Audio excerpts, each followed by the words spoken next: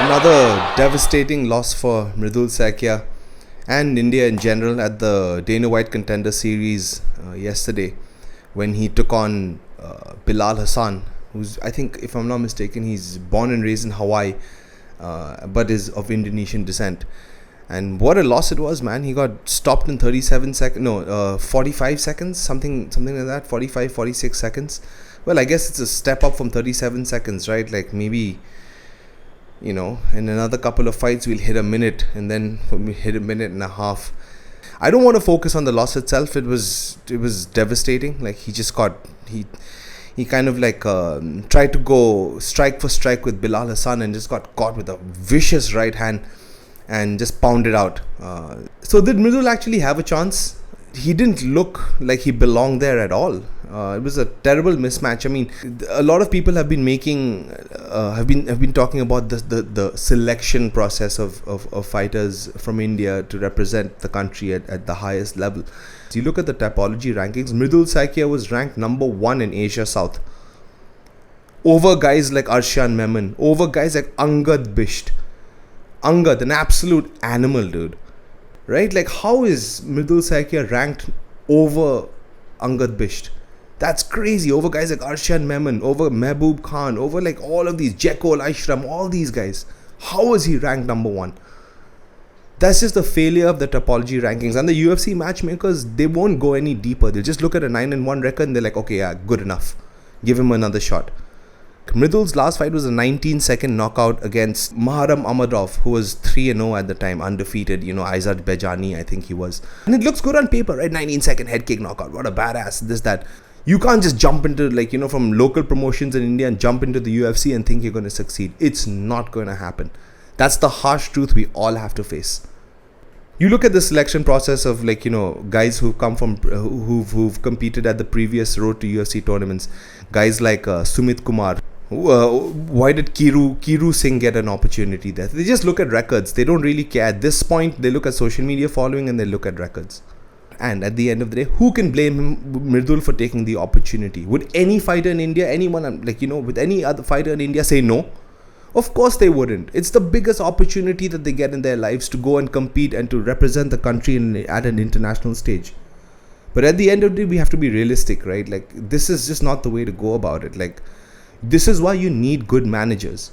Like, the guy who was managing Chungren couldn't even get an MOU from MFN before his Road to UFC appearance. And finally, after he changed management, was he able to do it. You have to have guys who know what they're doing. This is why managers are a very important and essential part of mixed martial arts. Like, another reason also people talk about, they're like, oh, MMA, I've said this before, MMA is a new sport in India. Dude, they've been around since 2012, man. And what is the return of investment? Like, there's barely anything here. People don't give a shit about mixed martial arts in this country. Let's be real. They don't give a shit about football. So you can say all that you have government support and this. The government doesn't owe you anything.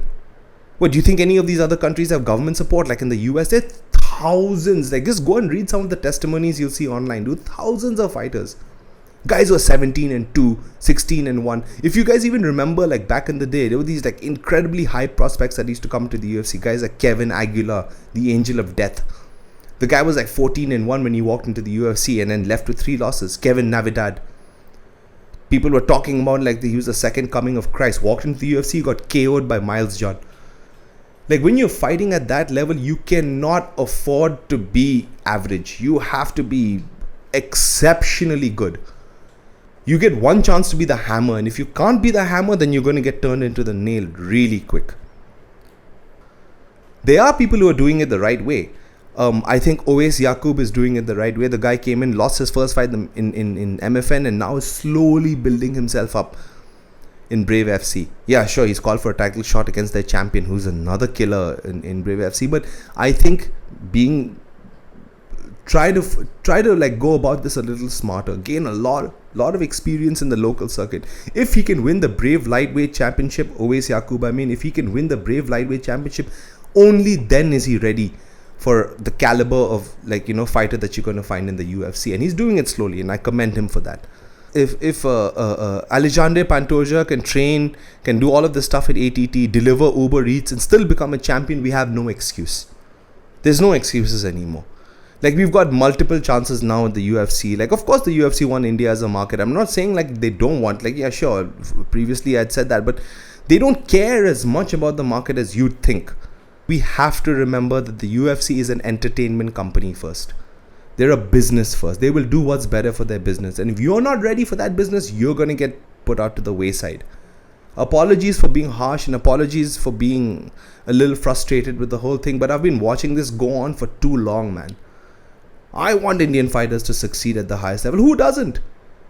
It's a good thing, right? That you see fighters who come from India, like, win in the UFC. Shit, our only win in the UFC was a contentious split decision against Hayani Dos Santos when Pooja Tomar beat her. And then look at what's happened to Pooja Tomar since then. She got fucking armbarred after nearly knocking out a chick. And then I think she got arm triangled in this last fight. Just, anyway. Hopefully, fingers crossed, everything works out in the right way. And if you're not